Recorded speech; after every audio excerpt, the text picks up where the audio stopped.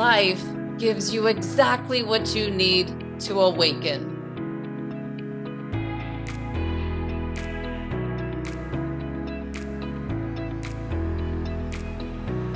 Welcome back to the Neuroscience Meets Social and Emotional Learning podcast, where we bridge the gap between theory and practice with strategies, tools, and ideas we can all use immediately, applied to the most current brain research to heighten productivity in our schools, our sports environments, and our modern workplaces.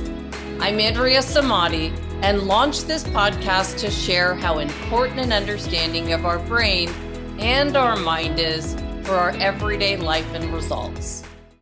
For today's episode number 266, we'll be speaking with psychologist Darshan Pindoria from the United Kingdom, who contacted me around the time I was working on part 4 of the Silva Method book review. While writing this final part of this review, I mentioned I had no idea just how deep the Silva Method would take me.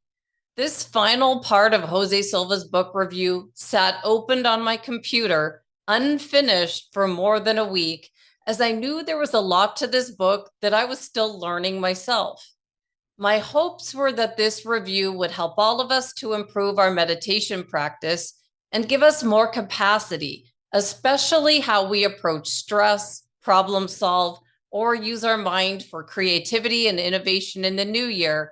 And in Darshan's introduction email, he let me know that he had trained 9 months as a monk. Darshan's email came at the perfect time, allowing me to dig a bit deeper and ask him the questions I had after completing this book review. I want to thank everyone for the feedback that I received on this review of the Silva Method from all around the world. I know this is just the beginning, and we've only just scratched the surface of this topic, so I will be planning other episodes to go into the Silva Ultramind online program, as well as have Darshan back on future episodes. But for now, I want to welcome Darshan Pindoria to our podcast, where we can dive deeper into the ways we can use our mind in new ways in the new year for improved health, productivity, creativity, and innovation. Welcome, Darshan. Thank you so much for reaching out to me with perfect timing. Where have we reached you in the world today? Oh, so yeah, I'm in the UK, in London, so the city. Well, I have some friends in London, and I don't know if you knew that I was born in Worthing, Sussex. Oh, fair enough. Yeah, I don't have the accent anymore because I immigrated to Canada when I was just little, but I do have lots of family over there and friends. So welcome, Darshan, to the podcast. Oh, perfect. Thanks for having me. Well, I just mentioned to you as we were opening up here and getting to know each other, Darshan, many of our listeners will have resonated with your work that we're going to talk about today. I just completed a 4-part review of Jose Silva's popular book, The Silva Method, and it really dives deep into meditation and creativity and innovation. And then you sent me an email, and it had your travel vlog of your trip to the Himalaya mountains. And for someone who spends a lot of time in the mountains here in Arizona, I wondered, what did it feel like to sit in those mountains? And why do you think it would be different for someone to go there over any other mountain? Oh, fair enough. So it's, Himalayas are definitely known for meditations, ashrams, the whole yoga side of things. It's, if I just paint the picture in terms of what it was for me at that time, I was coming from a busy city job, was finished university, pretty hectic lifestyle, and then it's like a full flip of the scale. It's you're going from fully engaged in external activity, and then even if I tried to meditate whilst I was doing my city life, whilst I was just doing day-to-day activities in the UK, meditating just used to turn into thinking through the last 2 weeks or the next 2 weeks. It was so short. It was short-term thinking of the past and future. Now, in the Himalayas, I was able to do that with ease. it could be me making an excuse for the UK. It could also be just the fact that I was seeking it a bit harder, maybe in the Himalayas. But all I know there's something to do with nature. Now, nature, even if you go to the forest, you feel a different vibe. If you go meditate next to a river, you feel a different vibe. Now, I'm in the Himalayas. That's for me. I was taught that this is the peak for all forms of meditation. Now, me going there, experiencing it firsthand, that's when I was left a bit speechless. I was meant to be making a vlog out there. I was meant to be saying I was looking to give a lot of a lot of detail, but as soon as I started, I kind of got lost for words. I was thinking, oh, what is going on? My mind is not as rushing with creative ideas as it was before. It's more stagnant still, and I almost forgot what to do with my mind when it's still. It's a different feeling, but like I said, it's everywhere you go, whichever form of nature you like to connect with, you're always going to have that experience with that form of nature. Well, it was absolutely beautiful for me to watch your trip to the Himalayas and really imagining what it would be like, and especially for going back, thinking about when I began to meditate. Like you said, it was really difficult. Like, I remember my girls were little and I could hear them running around screaming, and I'm supposed to sit still in one position. It was so challenging to just start to quiet down the mind. Do you have any tips before we go on to our questions of, someone beginning and you've got that feeling? Like, I remember it was hard work to do that. Oh yeah, so this is I've always gone into the whole line of Western versus Eastern psychology.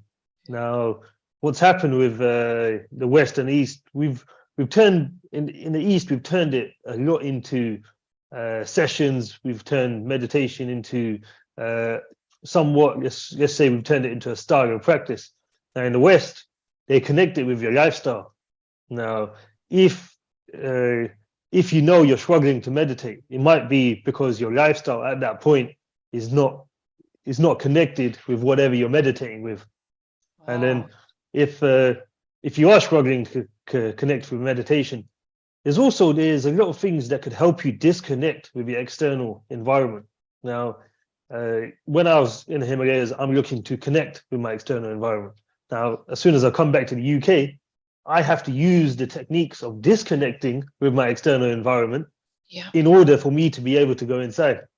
As soon as I do the disconnect, then it's like, okay, I need to maybe disconnect and go back to the state that I was able to achieve in the Himalayas. So that's what we call memorizing a state.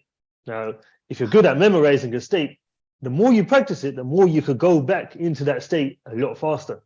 So this is where the hard work comes into it. This is where the regular daily practice, and if you've got a memorized state, it keeps you at a level, and then all you're looking to do is get further and further into a state. So it stops you having to start all over again every single time, that type of thing. Well, that makes a lot of sense why it's so difficult in your home life to suddenly say, okay, I'm going to take up meditation, and you haven't had anyone to teach you this or tell you you've got to try to block out your environment. Or if I'm in the mountains, I've got to try to connect to my environment. That's a big So it's like, even when we're studying, some people like to study when they go to the library. And then there's other people, they like to put on headphones and have the loudest music playing. It's people are actually, they know they've got a state that they like to use to focus.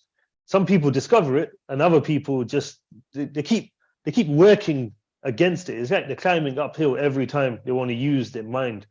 Now, that was not every person that meditates can use the same state, because everyone's got a different style. Now, for me, searching my style, that was a journey in itself. And then once I find my style, then actually having the discipline to implement it on a daily basis, that's a whole other thing. So yeah, it's like I said, it's the whole journey. This is really good. I'm so glad that you're here right at this moment. So I mentioned the fact that we just covered Jose Silva's his book that was popular in the 1980s. And then I was listening to Dr. Andrew Huberman from Stanford, and he was connecting the science to meditation and how it helps with creativity. And I was like, yes, there's finally science we can grab onto. And he was actually talking about something called open monitoring meditation, where we just close our eyes and we pay attention to our thoughts without judgments. And so then he connected this to how this way of meditating can improve our divergent thinking, helping us to be more creative. Can you just explain why this open type meditation would help with creative ideas from your side? Oh, fair enough. So if I was in terms of the theory that I was taught about how the mind works, I was taught cold state and hot state. Now, cold state is when you're sleeping, totally, basically, is at the flat line. And then hot state is when you're angry, you're shouting, screaming. That's the hottest state. Now, if you want to go between cold and hot, so cold is where you're slowly thinking. You're able to slow that down, and monitoring becomes a lot more natural. Now, when you're angry, let's say if someone said something to you, you've got anger in you, you can't monitor anything. You're literally on reactive state. So you're just going out, you're just, your body, you can't even control your body, you can't even monitor it.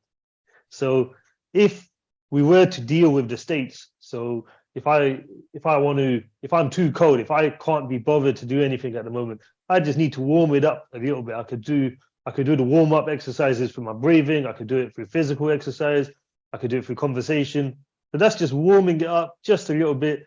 And that's when I know, okay, this is my right state. Let me do this type of meditation. Let me do this type of focusing. If I'm thinking too fast, if I've come from a busy day, then I need to do the whole cooling down type of work. So start cooling myself down, slow down the breathing. Then I could get into monitoring. Now, monitoring, if it slows down too much, I'll fall into the sleep side of things. If it warms up too much, I will get creative. So it's just about you. Even when you're creative, you're creating one idea. What's to stop you being overly short-term creative and starting creating new ideas upon that idea, which leads you off track?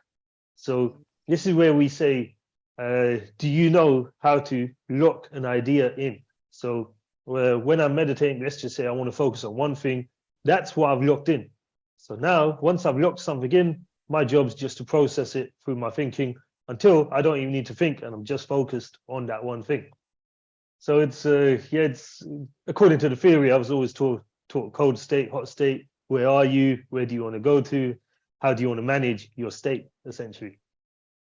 So just because I've not done it this way, when I go into my meditation and it's open, I'm just trying to think of what I'm going to create. I've got to know my state, whether I need to calm myself down a bit, or what was the other one? I know the heat yourself. Yeah. So myself up. Yeah. To get the idea. It's always fascinating. It's there's plenty of in yoga. If you go to a yoga session, they normally start off with jumping around, get your blood warmed up, and then they'll do a bit of stretching. Then by the end of the yoga session, you've gone all the way down to mellow. So you've raised your energy, you've used the energy, sent it all into your body, and then by the end of it, you're able to fully relax. After that, you could put your mind anywhere. You could send it to any thought. You could send it in, send it out. It's whatever you want to do, but you're in control after.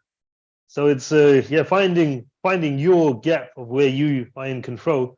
That's kind of the art of what we do, essentially. This is brilliant. This is really good. So when I was watching your video of you in the Himalayas, it was absolutely beautiful. I noticed the monk, and he was sitting a certain way, legs crossed, and he was touching his first two fingers. People often think of someone meditating this way.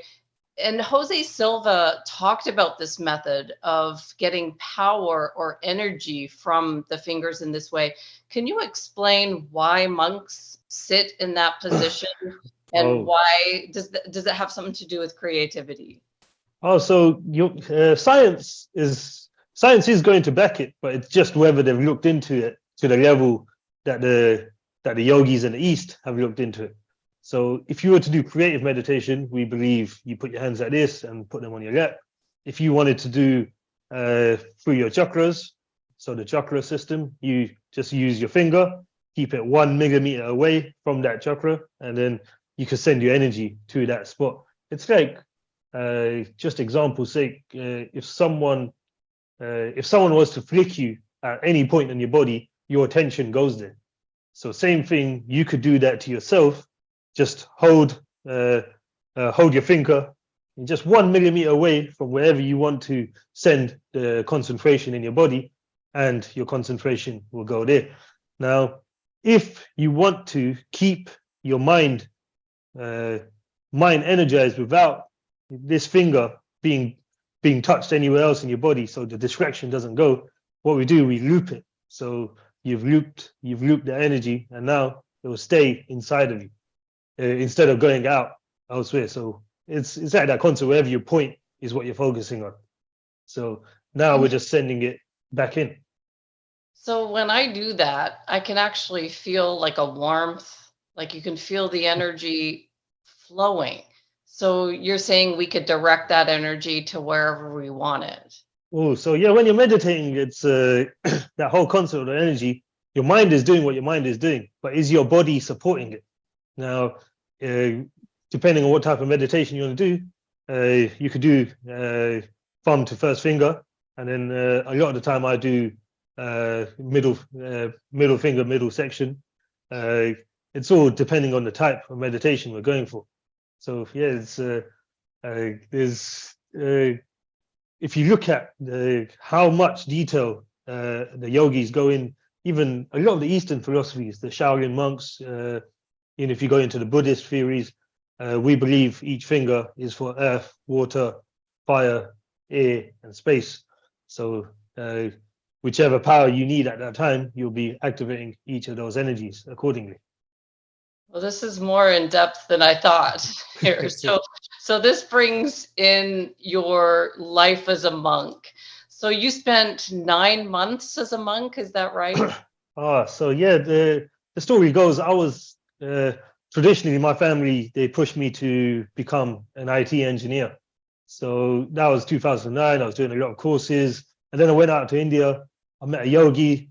He was 60 years old at the time, and I was fully convinced that psychology is the way I want to go. So he told me, go back, do your psychology degree, then come back to me and we'll train together. So I spent 5 years studying psychology, and in my head, the whole time, it was set that after I finish my degree, I'm going back to India, I'm going to spend a year with this yogi. I want to go back to India, spend a year as a monk, do whatever, but study up as hard as I can, then go back to India. So psychology felt a lot easier to me. So even whilst I was studying, I was really clued on with it.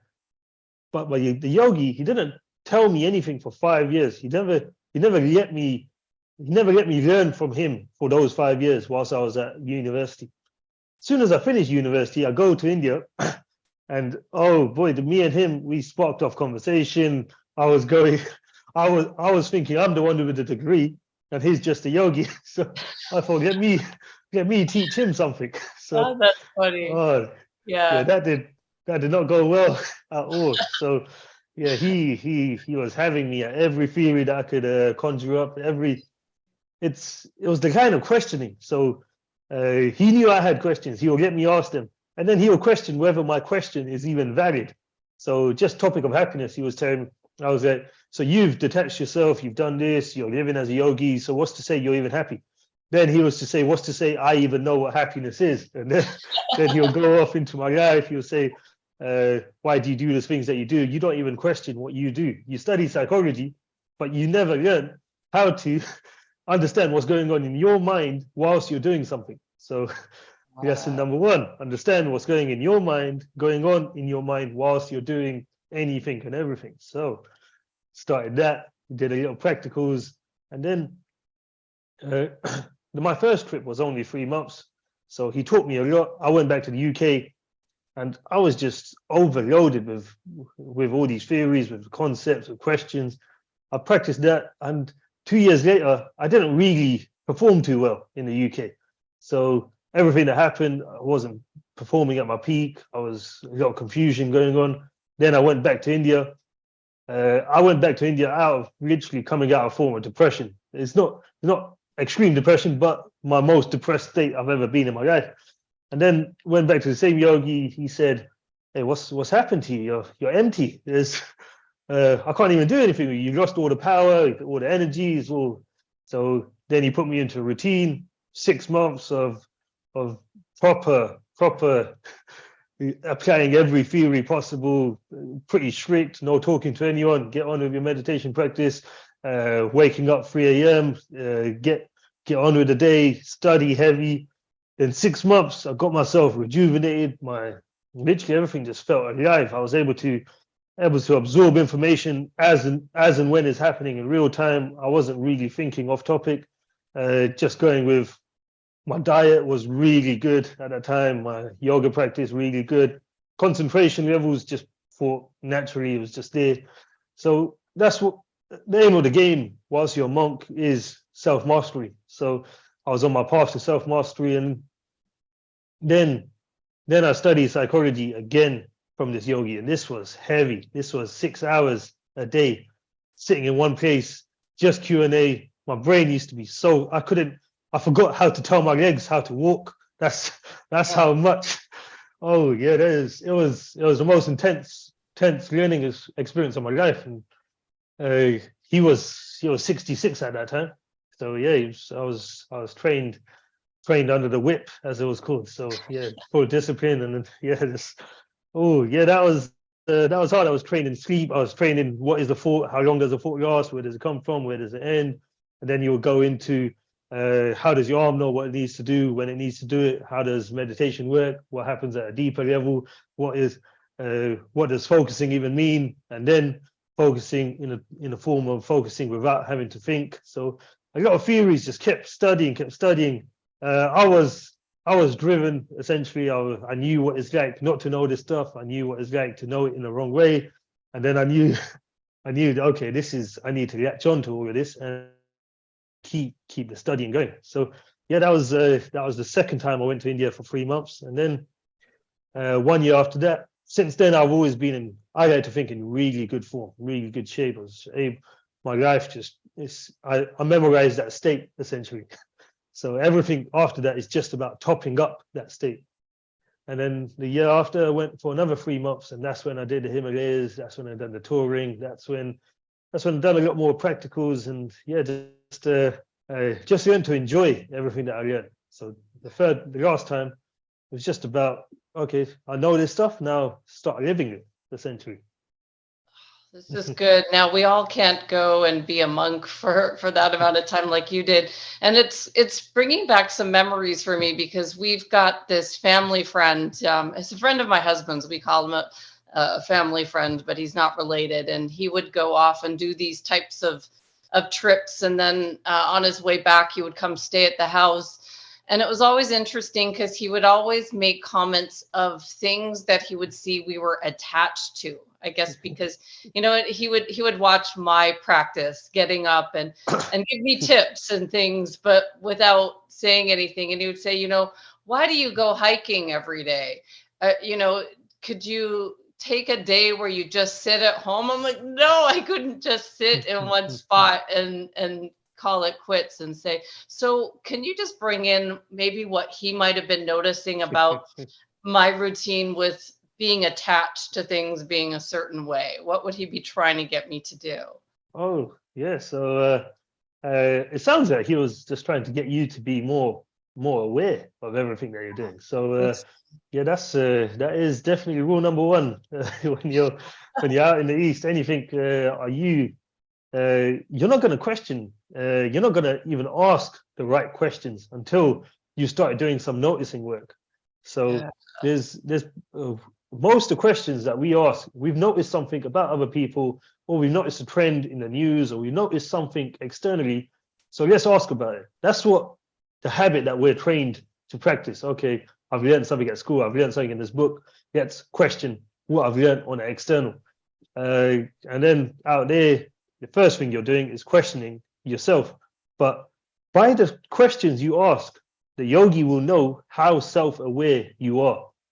So Yeah. if I'm just asking a habitual question, okay, why have I got this habit? Well, they know this is your level of depth when even in your knowledge or even in your practice.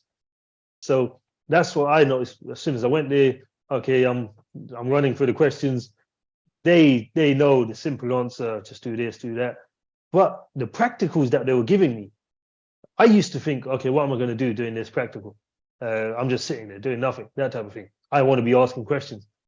That was my stubbornness. So to get that kicked out of me, they used to give me practices. As soon as I do that practice, I start having the realization. Then I start questioning into those realizations. But the way these yogis are just depends. They could have a laugh at you. They could. They've got personalities as well. So then, yeah, I had a big personality on me as well. So then, yeah, the banter's there, the experience is there, but the seriousness, it comes through the more I used to practice. The more I used to practice, the more I used to dig into it, the better the questions, the deeper the questions, then the easier my practice used to be. So making my practice easier and deeper, that was the aim of the game. It's the same thing with yourself. If you know someone that's been to the Himalayas or chilled with the yogis, essentially, your job is to really find out the questions they ask themselves. If you start finding out the questions they ask themselves, the way they think to themselves, you're going to realize the depth of their practice is. It's that's I used to love this. I used to love doing this every evening. Find a yogi, sit with him, find out what's going on. I was with 230 individuals at that, 230 yogis, all day, day out. When they dance like they've never danced before. When they when they eat, it's like sophisticated processes in their life, and all of that, it just used to add up questions for me. So I had plenty of people to ask my questions to. I had plenty of time to do my practice, and I had individuals that they started to study me from day one all the way, and till this day, yeah, I still have my training calls. So yeah, it's Wow. like I said, it's the journey. It is the journey. And it's funny because as we're talking, I've always been that way with people. I always have a million questions for people. And this is years before I did podcasting, and people would always say, "Stop interviewing me. Like, why do you have like 1,000 questions?" I mean, I just like learning from people. But I never thought of questioning my friend when he was at the house. So I'm going to have to turn the tables around and throw some questions back next time he's here.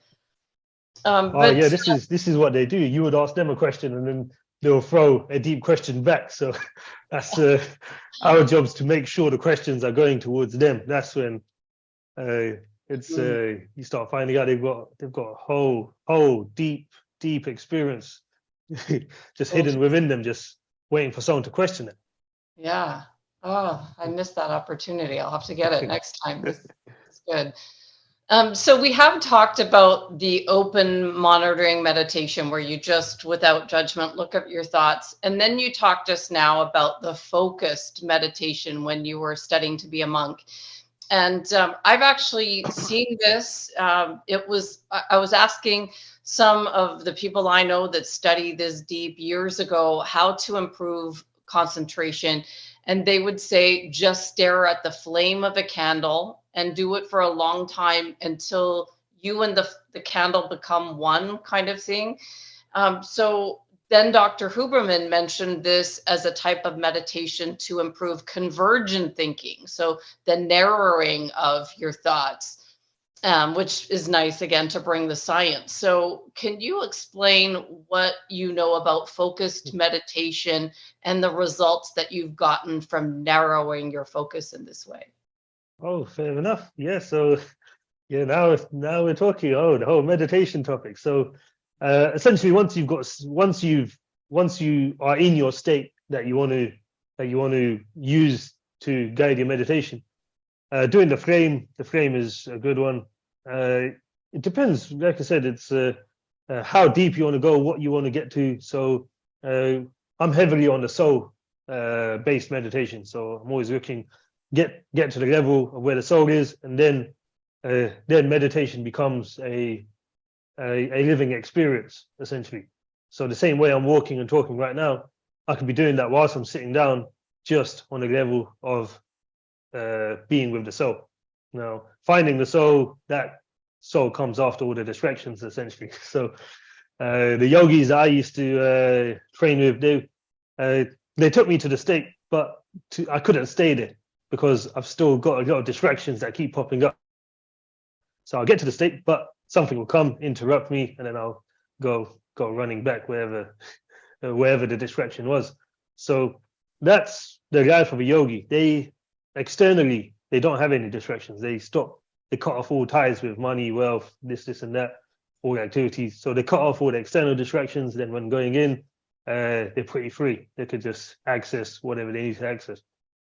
Me, I learned that it's worth it. I learned that there's a state to get to that so passionately happy that it's worth doing day in, day out efforts just for that. Once I got there, that's when I felt that, okay, I've got a state, I know where I need to get to. So every time I'm practicing, meditate on that state, get myself into that state, and then focus on whatever I want to focus on. If you're focusing on happiness, if you're focusing on a creative thing, you're going to find it because your mind will do the work, the necessary, whilst you're in that state. But when it comes to focusing on a candle, the flame, that's what we're using as a form of heat. So light is all more warm type of meditation. Then there's cooling type of meditation for peacefulness. So that's when we look at the moon, or we could go inside, essentially. So one meditation that a lot of the people in my community, it's a lot easier than you would think, but it's one that's the most powerful that I found is with your left eye, meditate on the moon, with the right eye, meditate on the sun. You'll feel the temperature change, and then you could change it around. By the time you've done that, your focus is all gone inside already. And then if you do need to focus on a certain thing, you can send your consciousness that way. So that's if we were to talk about the whole practice, first thing, like I said, find your style of going into a state. Once you find your style of going into a state, use these focusing techniques, and drive yourself whichever direction you want to go. Oh, interesting. Because so let me bring some application to this. So, I've got two girls, and they're in competitive gymnastics, and so they were at a meet one day, and then this YouTube celebrity walks past the outside. Every single gymnast lost focus in the meet, and they're looking at, oh, look who's there. And I thought, I've got to work on focus with my daughter, and the only activity I knew was staring at the flame. So now I'm trying to get my 12-year-old to do this activity. How would you teach this to someone else without them saying, because it took some time. You don't just say, sit down, stare at the flame, in 10 minutes you're done. I think it took me a few hours until I got what I was supposed to get, and maybe it could have been much longer if I had gone deeper. How would you do that? Yeah, that is a big topic. So especially with the younger gen. So there's these two big forces within inside of us. So there's you can say the mind, and then you can say the heart. So practice with the absence of love is always going to be a lot harder. So in the case of your daughters, they had passion towards the YouTuber. So the passion will take your concentration with it. So it's just, if you've got a passion for certain something, if you develop that passion with the application of mental techniques, it's like double speed. It's two two forces joining together. But as soon as you separate that, if you tell a child to stop having passion towards something and try concentrate on schoolwork, it's you've kind of made them work against their passions now. So Wow. if you find the middle way, find a way to put the two together, find a way to increase passion towards what they're focusing on, and then use techniques to increase that focus, you're going double the speed. That's with the next gen, you always got to increase that passion towards something. If you do that from a young age, they end up becoming the celebrities of the future, because passion's an unrecognized force. It's just you can't stop someone that's got the heavy level of passion. Very true. Absolutely. So, so you're helping people change their results and habits fast. Like if I go to your website, you've got a lot on there for changing habits, and we're starting a new year. What would you say would be something to help someone understand their brain and their mind with regards to the results they want next year? Oh, fair enough. So it's you got an external and internal response to a habit. So if you've got external habits, to say you always maybe tea, coffee, it could be a certain thing that you do when you wake up. It might be checking your phone too often. External habits, and then you've got internal habits as such. You might have a habit of thinking a certain way about certain things. You might have a routine that you need to do, or you might have maybe food that you don't like, all on an internal level. So tracking internal, external habits and starting to manipulate them, that's where the pace would come into it. So that's when you're going to start making real transformation a lot faster. So if you match them two up, so let's say if you want more energy in your day, you're going to have to do a lot of habit manipulation to start getting more energy in your day. It might be from the time you wake up, you might be doing stuff that's draining your energy, or you might be doing stuff that's not really making you more energetic. So you're doing all these habit manipulations for a certain result that you want out of your life. It's like you've got the whole machines. Whatever you put in is what you get out. So same thing with our day. Any result that you want, you're going to get there through changing your habits. That's pretty much all it takes. So even if you want a more financially more wealthier lifestyle, you're actually looking to change your habits, and you're going to get that result. Same thing if you want a healthier lifestyle, if you want more energy, if you want more focus, whatever it is, all we're doing is habit manipulation, internal, external habits, to make sure each one aligns to the goal that you want. So just whichever goal that you want, identify all your internal, external habits, and let's start manipulating them to give you that result.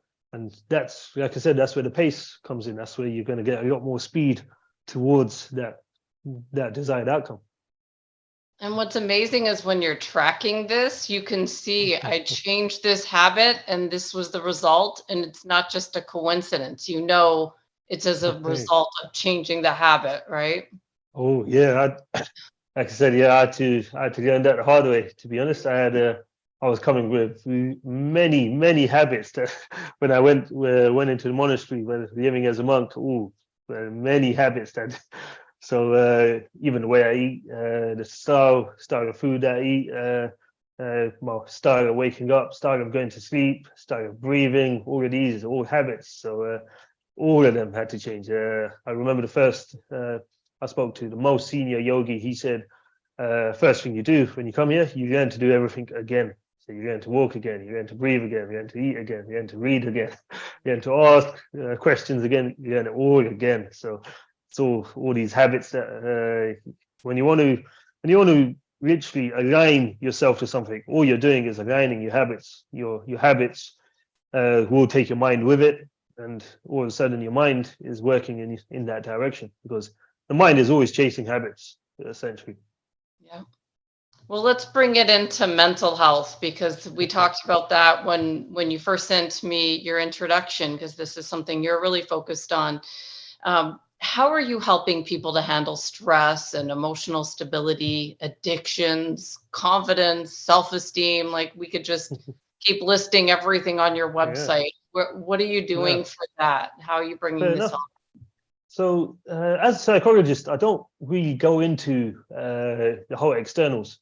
So, no matter what situation anyone's going through, my job's to identify what's going on in their mind.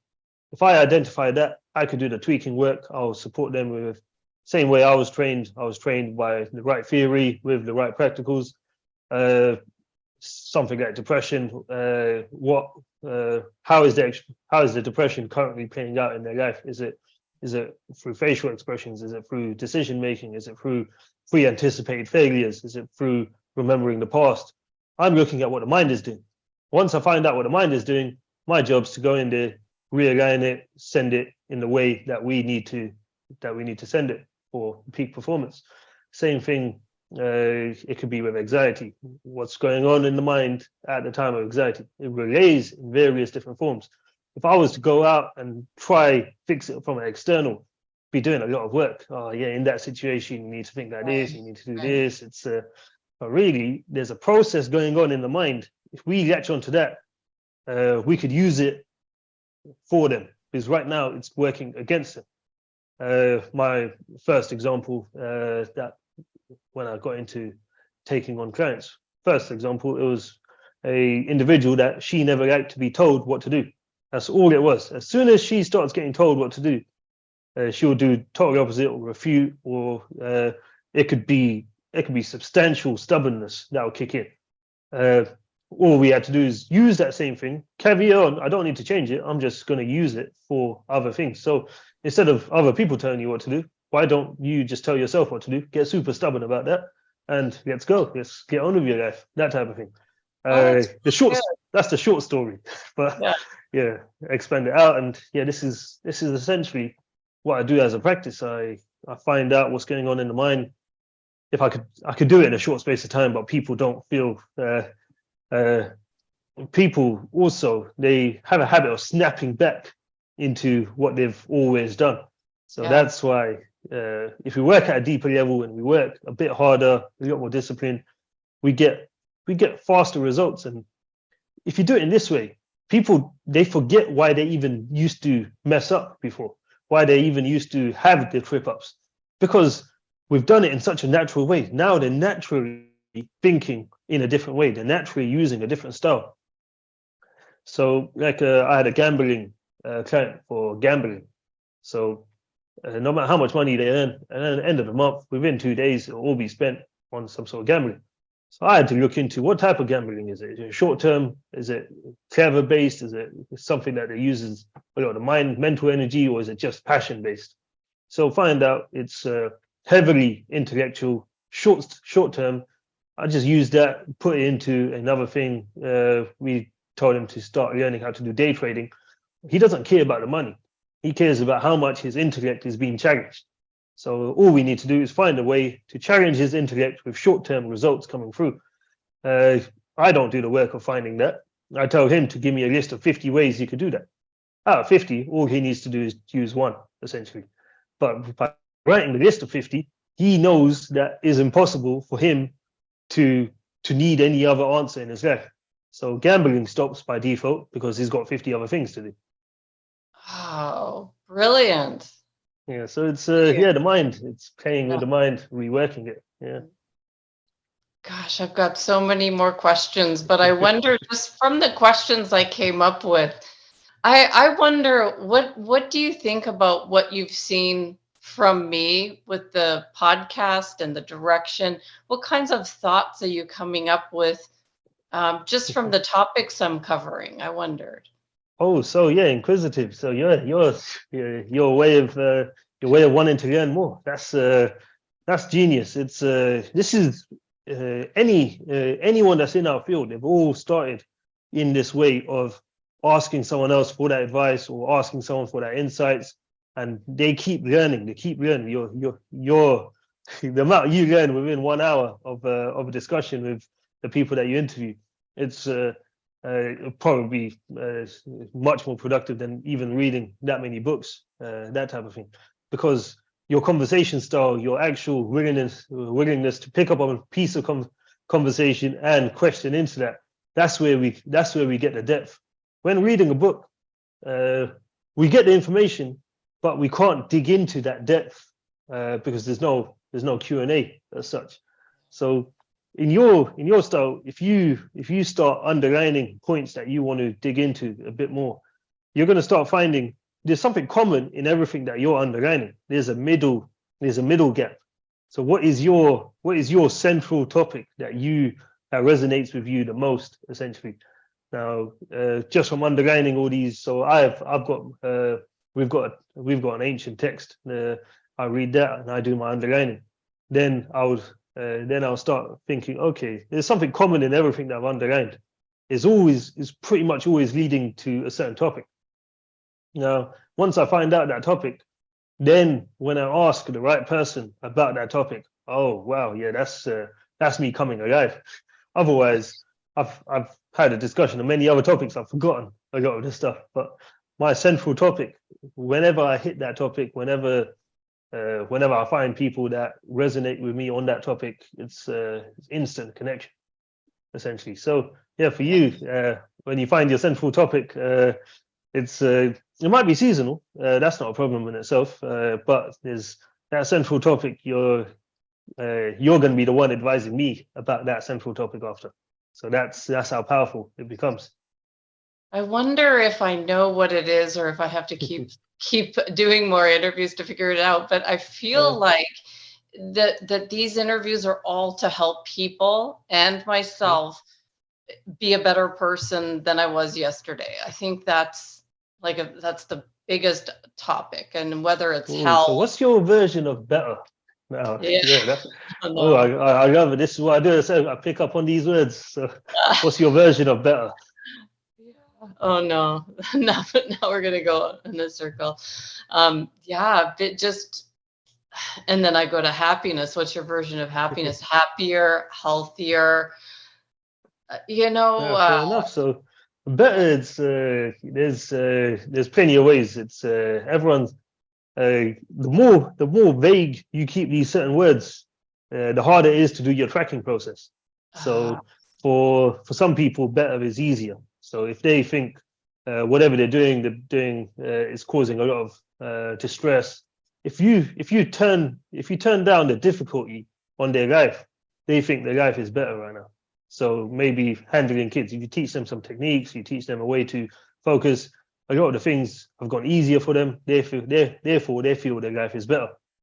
Now, there's other people that think if you make something more challenging, then it's better. So it's always about finding out what's your take on the word better. The more detail you got on it, the easier tracking becomes.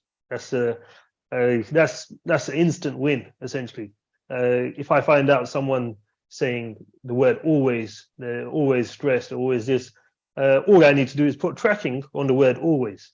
So how often is this? 2 times a day, just before lunch, whenever it is, I put tracking on that word always, and now going into the life, doing any changes is a lot easier. You can track it and get the instant change. So for you, it's the word better. You want to make someone's life better every day, put some tracking on that word, and you'll start digging into a lot more theories just because you know exactly what impact you want to have on people. And then if I take that productivity, same thing, right? Improve productivity. Oh, that's super vague word. Yeah, productivity is as vague as it gets. I think it's how do you? Oh boy, yeah. So yeah, productivity could be a financial figure to some people. It could also be how many miles someone wants to run in a certain amount of time, and it could also be how many things off their tick list they do within a space of an hour. So you don't need to be productive all day long now that you know what the word productive means. So otherwise, it puts too much stress on someone's mind to think of the word productivity. Then it's just, oh, how do I make my whole life productive? And then they're just putting failure on top of the mind. It's it'll weigh them down. Okay, I'll stick with better. It's way easier. Well, Darshan, this has been phenomenal. I had no idea we were going to go this deep. Is there something important that I've missed asking you that you think you'd like to share as we come to a close here? No, it is the depth of this topic. So the topic of the mind, topic of life, all deep topics. So the way I work in this field is I was always taught to find the reason for the reason. So if I need to lie about something, I know why I lied about it. But why does lying even exist in my life? That type of thing. That's the reason behind the reason. If I start getting into a habit of looking for the reason behind the reason, then finding knowledge, then asking the right questions at the right time, knowing what to say to individuals, even whilst they're talking to me, I could identify the reason why they're saying what they're saying. But the reason for them to even want to be saying that's just that one level deeper. So that's what I do as deep psychology. That's what I like to promote. That's the type of content I'm going to be looking to start getting out there as well. Right now it's going to be for YouTube, but essentially that's deep psychology. So that's the way I was taught, and I feel it could just make things a lot easier when people get a lot clearer with their understanding of what's going on. If you've got that clarity, you've kind of got the power. Yeah, clarity is all that it's a huge one to start the new year with, especially. Be clear about our direction, where we're going, what we're doing. And we have the clarity, but I'm sure you can break that down too, right? Yeah, that's what the difference between Western and Eastern psychology is. The difference essentially is in the West you would study people, and then you would categorize what you've studied as this is the effect and response essentially. In the West, we are just taught to just know what's going on right now, and that's your psychology. So if you know what's going on right now, if you're able to even look at that, that's your psychology. We could put that into a theory, we could put that into a habit, we could put that into a pattern, but that is you. That's your psychology. Now, we're all taught that level in yoga, in most schools of Eastern psychology. We're just all taught that first step, just know what's going on. Then you could use that to manipulate your externals. That you could use, if you do the whole self-mastery, you'll be able to advise someone else on their journey of self-mastery as well. So that's the main difference, is the whole external and internal approach. Well, Darshan, I want to thank you so much for reaching out to me at the right time when I was trying to dig deeper into this. And your video on the Himalayas was absolutely beautiful. It was a breath of fresh air at the time, just when I needed it. So I know there's so much you can offer people with your services on wellness and health and deep psychology. We've gone really deep here, and I think I could talk to you for days on this. So your website, I'll put all the links in the show notes. It's deeppsych.com. Is that correct? Yeah. Perfect. I'll put all that. And for people to go to your YouTube, because you've got a lot of videos that really show the amount of work you've done on this topic. I'll put all the links for people to subscribe to your YouTube, follow you, and just keep learning from you. I've learned so much in this short time. Thank you so much for this. I really appreciate it. And maybe we could take you out to the Himalayas one day. Let me know when it's good for you. I would love that. That would just be something I would want to do. Absolutely. Thank you so much. Yeah, perfect. Thanks for that. Thank you. Absolutely.